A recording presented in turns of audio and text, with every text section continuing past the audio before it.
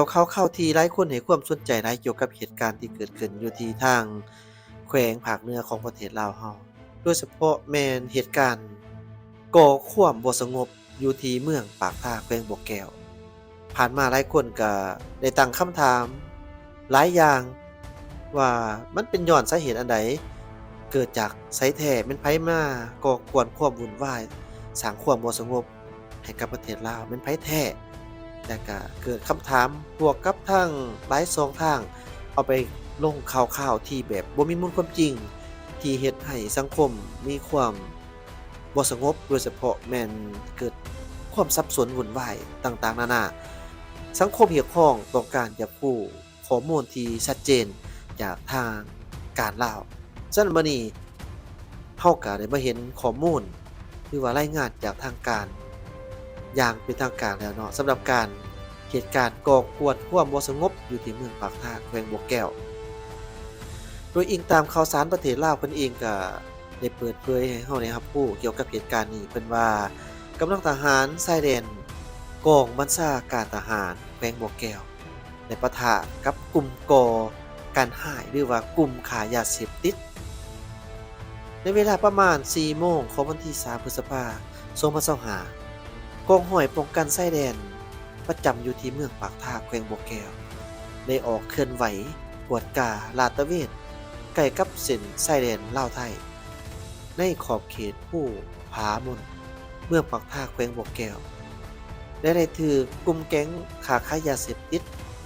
สกัดลัดยิงด้วยกำลังอาวุธจากนั้นจึงเกิดมีการปะทะกันขึ้นจาก2ฝ่าย อยู่ที่จุดดังกล่าว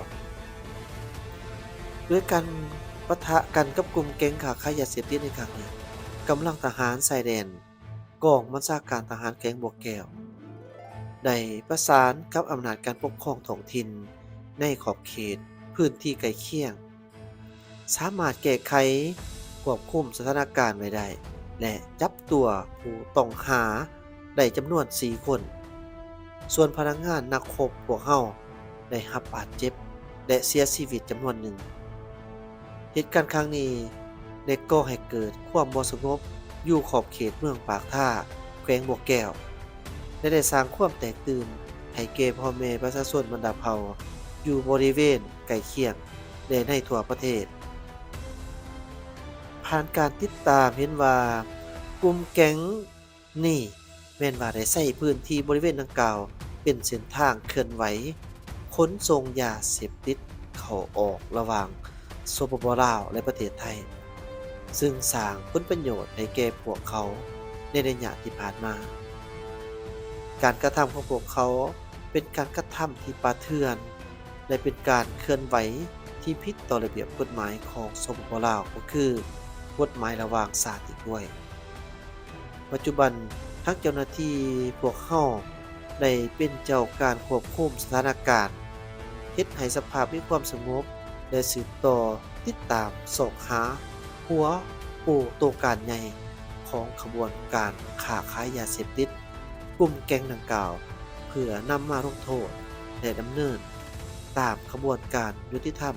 ของสปปลาวอย่างเข้มงวดและเด็ดขาดพร้อมกันนี้จึงเรียกร้องมายัง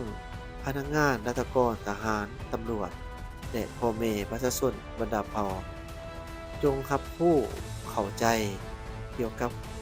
การร่วมมือระหว่างเจ้าหน้าที่เพื่อตอบต้านการเคลื่อนไหวและทำลายกลุ่มแก๊งดังกล่าวให้สูญไปขอให้ประชาชนทุกสันคนในสังคม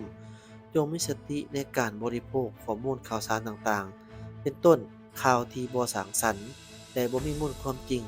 จากสื่อสังคมออนไลน์ควรติดตามข่าวที่เป็นทางการจากบรรดาสื่อของกองทัพประชาชนลาวสื่อของกำลังป้องกันความสงบและสำนักงานข่าวทางการของรัฐบาลสปปลาวเพื่อหลีกเลี่ยงความเข้าใจผิดสร้างการแตกแยกความสามัคคี